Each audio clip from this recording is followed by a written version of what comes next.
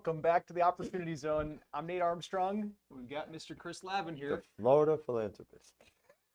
You're going to have to explain that now, Chris. Oh, the Oracle of Omaha was taken, so I had to go somewhere else. We will be talking about the Florida philanthropist today. Or maybe not. We've also got a lot going on right now. DeSantis, the governor of Florida, he's pushing to abolish property taxes. We're going to talk about how that could play into a benefit for you as a real estate investor very soon. Also, we're going to be talking about the highest default rates since 1994. Yeah, it's crazy. 1994. Crazy. We're going to get into that.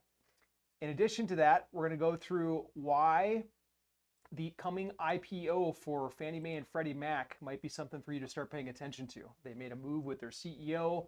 They made another move with a couple more board members. All kinds of stuff happening to get those two entities ready for IPO. Wisconsin made the top 10 list for tourism. Usually you think about Florida, you think about Texas, California, but Wisconsin, top 10 list. Is it because It's because they heard that we were there.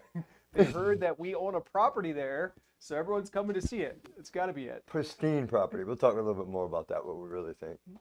We're also going to talk about why Americans are feeling better about the economy right now. All that and more on today's Opportunity Zone. If you are a real estate investor or considering investing, this is the show for you. I'm going to start off with a quick little Bible verse, and then I love this verse, by the way. I'm very partial to this verse. we'll jump into the show after Chris gives us a blessing. So it's Proverbs 26:4. This is probably written by Solomon, who was one of the richest men to ever walk this earth. He said, "Don't answer the foolish arguments of fools, or you become as foolish as they are."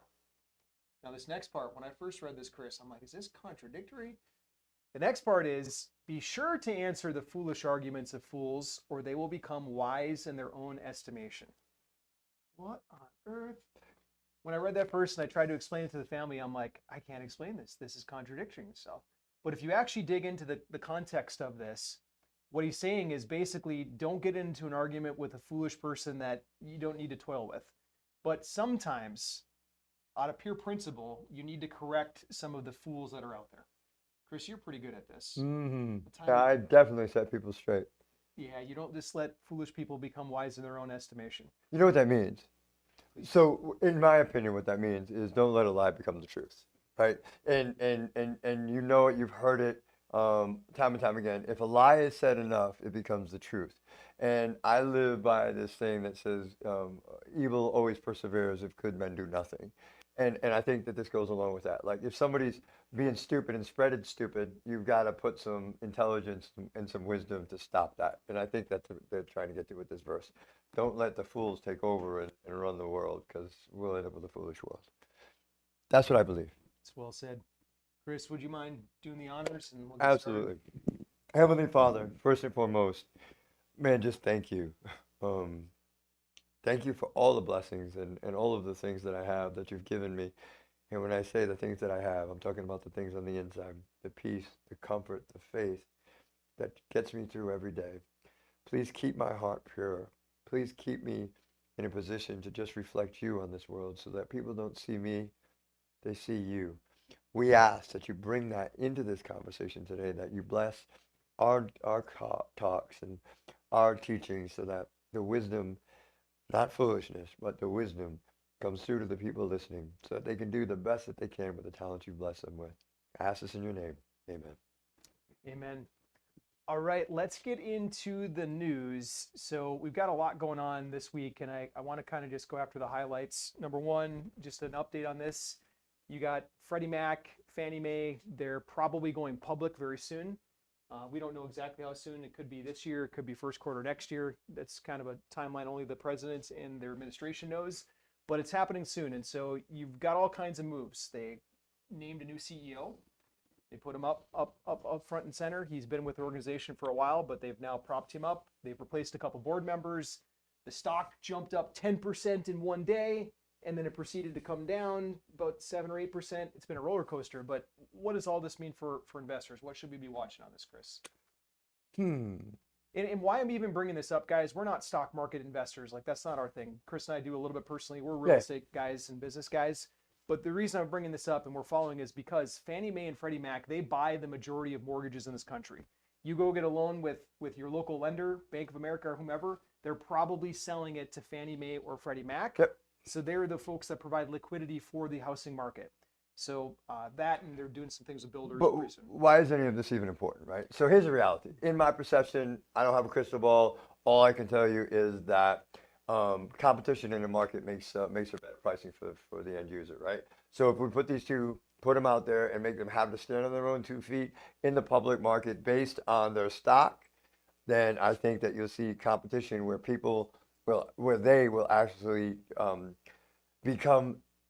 different personalities in the lending market. Right now, they're almost identical, right? With one or the other, it's Fannie and Freddie, right? I'm hoping that once they get out in the public market and they have to answer the stockholders, that there'll be some innovations, maybe even some tech, some AI introduced to help one of them become better than the other, therefore creating better rates for us across the board. Because I don't know if you realize it or not, but the Fed rate is a great thing to be watching. But the reality is most people don't really care about that. What they care about is mortgage rates. And mortgage rates and Fed rates are different. The difference between the two is what gets pocketed by people like Fannie, Freddie, and the loan servicers. So if we get some competition in the market, hopefully even if the Fed doesn't go down, hopefully we'll squeeze some of those rates and at least drive mortgage rates down. That's what I'm hoping.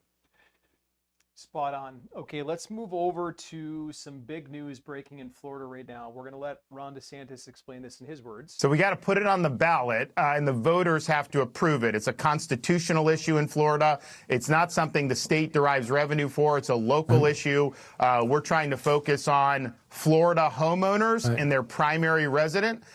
People that have Airbnbs or whatever, that's separate. Yeah. But your personal home, you shouldn't rent it from the government. You should own it. And, you're paying taxes for 50 years, but even for young families, it's become very difficult across this country to make ends meet. Wouldn't it be great if they were able to have home ownership without having the burden of property tax that? So that's coming to a ballot near you. Okay. So Ron DeSantis, governor of Florida, he's helping lead the charge on eliminating property taxes for people that live in the residence, homestead.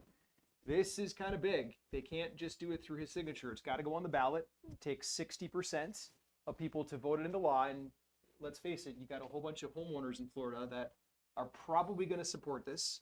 It's basically saying, hey, let's shed the property tax from our personal residence. Let's make the Airbnb owners pay all the tax. What are your thoughts on this, Chris? Can I talk now before I pop?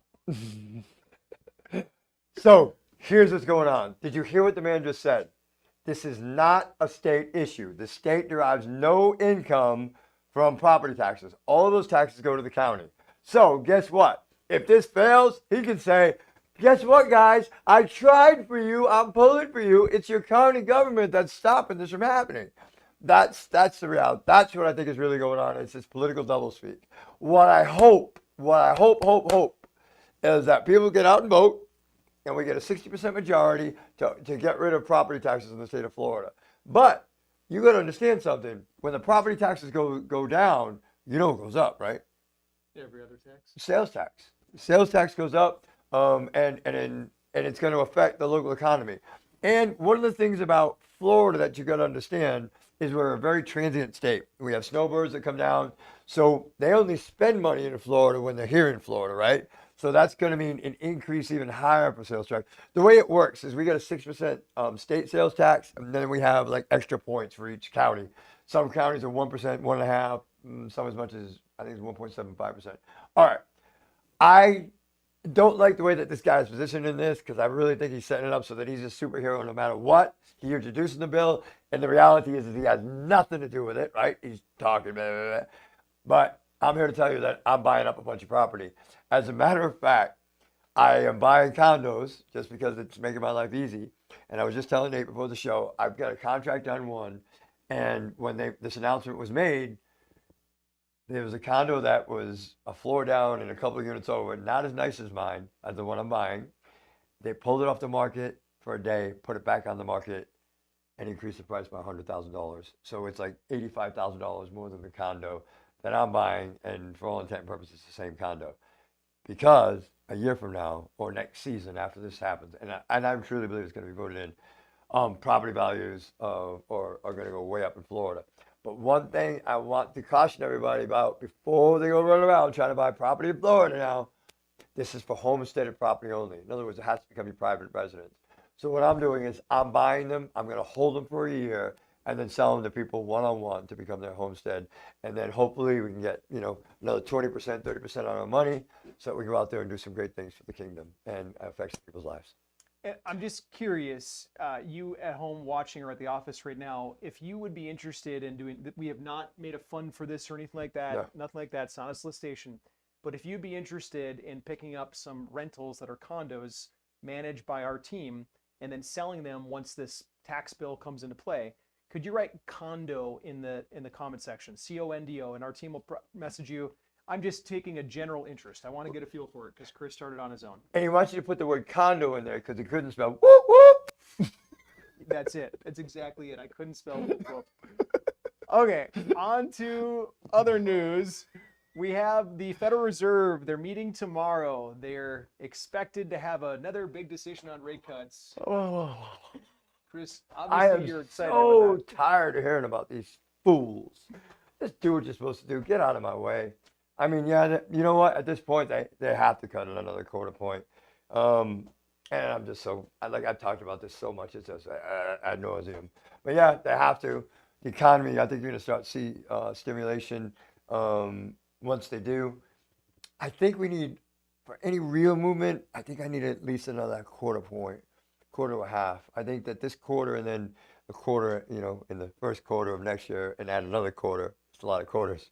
So that we get a combined half point over the next 6 months. I think that will start sparking things back up a little bit.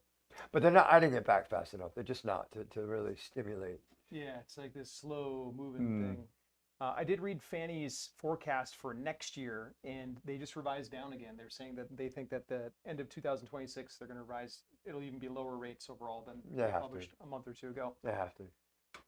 We got a lot of people missing car payments, Chris. I want to let this gentleman talk for just a second, and then let's weigh in on this. Warning sign this morning for the U.S. economy. A certain group of Americans, borrowers, struggling to make their monthly car payments. CNN Matt Egan here with some of the details. Who are we talking about? Yeah, well, we're talking about subprime borrowers, which are people who have lower credit scores. And this is a concerning trend because historically people would prioritize car payments over just about everything else, right? You need your car to get to work, to take care of your family, but some people are falling behind. Look at this, 6.4% of subprime borrowers are 60 days or more late. That's higher than during COVID, higher than during the 2008 financial crisis, the second highest reading on records that go back to the early 1990s. The only time it was higher was January of this year. Now, this isn't a brand new trend.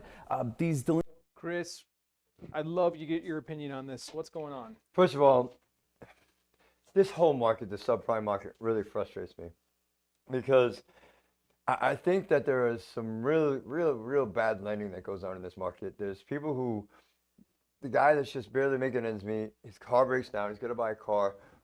He doesn't have the best credit because he's struggling, right?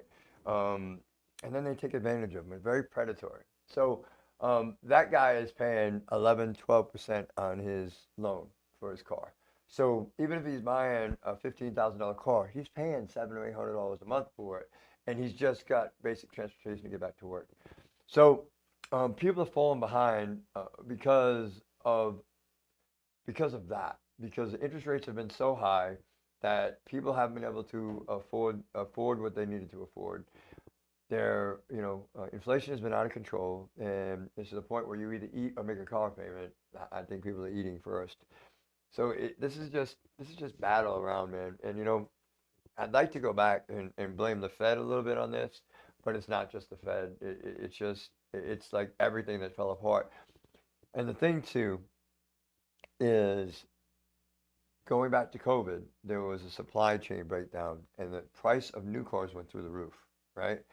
When the price of new cars went through the roof, the price of used cars went over it. As a matter of fact, I benefited a lot from that. My wife's a great shopper. We had a used truck that I used to pull the trailer that holds my airplanes, and we were able to sell that after owning it for 2 years, and we made like $8,000 or $9,000 on this used car after buying it. Why is all that important? Because the new cars should be coming down in price now that the supply chain stuff has been alleviated. Now tariffs are playing back into effect on that. But at some point there should have been a decrease in prices. You should have drove the used car market down, and it hasn't happened. Right? It's the big three. They're still killing it. They're still making a ton of money. If you go look at their earnings reports, they're killing it. And we as American people just keep buying cars, and it's not allowing the price of the used car market to come down. So people have to buy cars that they really can't afford, and these are these subprime buyers, and they just can't make the payments after they get the car. And between high price of the car and the interest rates on top of it, these poor guys are just falling down. And my heart breaks for them because we're talking about honest people that are working hard, making $50,000 a year, $40,000 a year, just trying to make a life for themselves. I agree. And this is a leading indicator. We have a investor and a friend. He used to have one of the largest repossession companies in the country. So this stat was one that he made me watch all the time. He'd send me article after article. And this was what preceded the housing downturn of 2008. I'm not sitting here saying, oh my goodness, the whole housing market's going to fall apart, but it's a warning. Like we're going to see some settling of. It's an indication of the economy as a whole. It really is. You said the word exactly correct. Settling. You're going to see some settling. It saddens me. It really does. Yeah, especially in this day and age now, there's so many like multi-pay options. Like I remember the first time that I went to South America and Colombia and I swiped my credit card. They're like, do you want to do a 1-pay, a 3-pay, a 12-pay? And I'm like, a 12-pay? Like this is for like, $10. I'm like, no, once, just pay it once. And we didn't see that in the United States 10 years ago. Now you got Klarna, you got Affirm, you got all these institutions. Even PayPal. Yeah, like they'll stretch these payments out and then they tack on a lot of interest. So it's not so good. Okay, let's move on. We need to cover something that the builders are asking for right now. The builders, they've now come to the table saying, first off, let me give backstory. The builders are saying, hey, we realize we have these lots, but we can't build right now because interest rates are so high. So yes, we've got available inventory, but we're not going to go build all these houses because cost of debt is so high and we don't have an adequate bridge financing source for it. And so now they're coming to Pulte, who runs Fannie and Freddie, essentially. He's overseeing them. Pulte Homes. He's a home builder. This is what scares me. Go ahead. Yeah, he happens to benefit when builders get this. And they're pushing him right now. They're saying, hey, we'll unlock all these lots we're sitting on. We've got a ton of inventory and we'll build a bunch of houses, but we need some help with construction financing. We want you to go from your traditional financing on backside. Remember Fannie and Freddie, as we said earlier, they're usually backside lenders. They don't get involved on the front side. Now they're trying to pull them on the front side, which is the most risky side, because contractors don't always do what they say they're going to do. Costs go up. There's overruns. Chris, your thoughts? Listen, no. We here don't do development deals. Why did we put that up there? We don't do development deals for a very specific reason. Development deals are risky. So let me explain to you. There's $7 trillion in assets combined between Freddie and Fannie. Between Freddie and Fannie, those assets are mortgages, right? So if the market should tank and something happens, all of a sudden Freddie and Fannie are going to be upside down with all this bad debt. Now, that's risky enough. Let's expand the risk and say, okay, we're going to take this government-backed money and we're going to put it into development. What happens if the Fed doesn't do what they're supposed to do, the rates don't come down, and the inventory doesn't move? Now we have a bunch of homes that Freddie and Fannie own and have to do something with. No, this development is high reward, high risk as far as I'm concerned. I don't get involved with it. I don't want anything to do with it. It's not my forte. There are people who are out there who are good with that risk and know what they're doing and they're experts at it. It's not for me. It's not for my government money. And it definitely shouldn't happen once they go public. It would be just so stupid. Yeah, that could be kind of a repeat of the 2008 different set of scenarios. In 2008, it was they blamed it at least on subprime borrowers. Correct. That mess. This could be another catalyst of a subprime builders, right? Yeah. And that's why I'm scared, because Pulte is a builder. We just got done looking at it's funny, we said Pulte enough, and look at Pulte popped an ad up. Look at that. Look at that. We didn't do that, Pulte. But we just got done looking at a new townhouse development that we can buy and turn it into a bunch of rentals. and we ended up sticking to our numbers, so we're probably not going to take that one. But literally, that's an example of a failed project. It's a 2-year project. Get this, they're on year 4 of a 2-year project, and they're only about 60% complete. They've got something like 92 vacant lots sitting there in that project, and we could have bought it for a song, but that's the example of why it's not a good idea to let Fannie and Freddie get on this lending There's a action. lot of risk, and we are risk adverse. Chris, I'm going to put up a little interest rate map. Okay, this interest rate map, this is from around the United States of America, and I just want you to kind of key in on the high interest rate zones. This is average. Okay, I would like to know from you, where do you think the highest interest rate is in the country? Who's citing in the low rates? Who's getting the high rates? I want to know from you what you think. Chris, without looking, where do you think the highest rates in the country are? Man, it tells itself. Look at it. It's Texas, Florida. Yeah, I wonder why, though.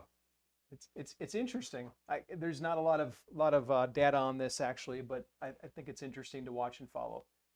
You've got some folks that are pretty conservative over in Colorado, Utah, Nevada in the 4s, Idaho probably the lowest on the map at 4.35%. So A lot of competition because there's not a lot of transactions. Where you have the higher transactions, there's less yeah, that's what's going on. That's what's going on. all right, next up, we've got foreign investors buying up United States houses again. There's some movement happening despite interest rates and all that kind of stuff. Where are they coming from? I'd love to know from you in the chat. What state do you think is number 1? If you get this and I see the comment in the next 24 hours, if you put it in there right now, and I see it in the next 24 hours, we will get you a book. We'll ship you one of my favorite books called Tax-Free Wealth by Tom Wheelwright. Put it in the comments now. Chris, why don't you give the number 3 place and the number 2 place, and then we'll do number 1. All right. Number 3 place, without, really, this is an easy one. New York City, or New York. New York, the state of New York. Okay, that's where a lot of foreigners are buying properties right now. Yeah, it makes sense. Financial centers. Number 2. Texas, a little shocked by this, really, because, you know, I'm just a little shocked by this. Why Texas? I haven't really, unless it's Mexico. Mexicans buying in Texas, right? To have their American dream, come right across the border, be close to home. That's exactly it. All right, that makes sense. That makes sense. And number 1. Had to be. It had to be Florida. Well, just think about that. We're the stepping stone to all of Latin America. And let's face it, you know, we just call Miami and stuff North Cuba at this point. It's so many. There's so much Spanish. It's unbelievable. If you don't speak Spanish in South Florida, you can't survive. So that makes complete sense. It's interesting to see this map, but Florida does make absolute sense. Yep. Chris, we've got a mini revival happening in Christianity, and I want to give a quick shout out. We got even Mr. Joe Rogan saying that he's been attending church regularly since Charlie Kirk's passing. Why is it not cool to be a Christian? Why is it not cool to be a white, God-fearing man in this society? I think that, I'm going to be honest, we open ourselves up for criticism and attack. To be normal, have biblical values, and to stand up for those values, because, you know, we were just talking about this before the show. You know, evil wins if good men do nothing. All good men have to do is nothing. And what's happening with society, we're being attacked. I'm here to tell you that I am a Christian. I believe in God. I live my life based on the Bible and biblical principles. And I will never, ever, ever apologize for that. If you know God in your life, then you know exactly what I'm talking about. If you don't, and you're on the other side, then you're trying to squash me. And I'm here to tell you, they can't stop us. We're on a mission from God. Blues Brothers. Blues Brothers. All right, Chris, we're rounding out. Got a couple more here. We've got House Republicans now are joining in some bipartisan support, saying, hey, please don't cut all the HUD vouchers. Hold back a little bit. And remember the last couple of months, if you guys have probably heard Chris and I reporting this, that they've been really scaling back. They want to return these HUD vouchers to their original intent, which was to help someone for a temporary period of time get back on their feet. So they were going after a lot of cuts post 2026. But now you've got some House Republicans stepping in saying, hold on, we shouldn't cut all of these programs. Listen, I agree they should not cut all these programs. Let me say that with a caveat. I think that there's certain things that should have to happen if you're on HUD. One is there should be a requirement if you're able to work that you should be required to be seeking employment or job training to go and do that. Two, you should have to be you should submit to drug tests. I think that we don't want drug dealers and people who are at home partaking in the old marijuana and sitting on the couch playing video games, taking my HUD money. Lastly, I believe that all veterans that are entitled, that program should not be touched. We should help our veterans. We should protect our veterans. These guys, a lot of these guys suffer and struggle with mental health issues, and as a result, though, defending our democracy and defending our way of life all over the world. I think that those people, I think that's my caveats for the program. There's, other people that have disability and things like that, that's obvious. But I think that we should require drug testing. We should require able-bodied people to be looking for work in some way, shape, or form, with a limited time on the program. And I think that we should absolutely protect our veterans. Agreed. We had one of our residents, 67-year-old veteran, on-time rent all the time. He came to our property management office last week, and I suspect it's because of some of the government freeze that's happening, but he didn't have money for food. And it's heartbreaking. It is. I served for us, and he couldn't eat. It's heartbreaking. But see, being in the multifamily space, that exposes us to this kind of thing and allows us to reach out and help. And we're not going to get into the details around that. But had we not doing what we're doing for a living, this vehicle that we have, that's Home Invest, we would never know about that guy, and we would never be able to be blessed with the opportunity to help. Yeah. Our property manager called us afterwards, and she said that he was in tears of joy over what we got to do. But that's part of when you guys see this believe in more message. It's not just about more profits, although we've gotten fairly good at that. It's about the more impact, the more people we can help. I got one final note, Chris. I want to hit on apartment buildings, because we got a lot of folks that are in multifamily investing here. Multifamily transactions have jumped 13% quarter over quarter. And there's some distress trades that have happened. They're up 20% year over year. What's going on? Why are people flocking to multi right now? Why are they flocking to multi? Because single family stinks as far as investment. It's nuts. It's crazy. Plus, there has been some shifting with the market. There was a bunch of people 3 years ago that took out some really bad loans, variable rate loans. They couldn't. There were a bunch of amateurs getting into the space, and it was really easy to operate when you had 2% and 3% loans. Now that the loans are 8%, 9%, 10%, they can't do anything with it because they really don't know how to operate a property. So they're falling off, right? And that's why they're talking about the distressed ones too. Some of them are able to get out before things get bad. Other people are falling into that distressed space where they're getting special circumstances from the bank, where they've got to get out. They've appointed somebody to manage the property, and the banks are trying to foreclose on. Understand, banks do not want to foreclose on property, especially large loans. See, what I love, and this is something I learned a long time ago, if you borrow $5 or $10 million from the bank, you know what you are? Small. A customer. When you borrow $150 million from the bank, you know what you are? Their partner. And they will not let you fail, right? So a lot of these larger loans are just under those circumstances. They've got these large loans. They thought they could operate. They couldn't make it happen.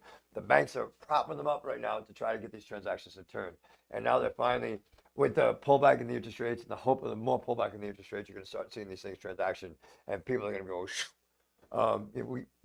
we've had that circumstance that we've rescued a loan here.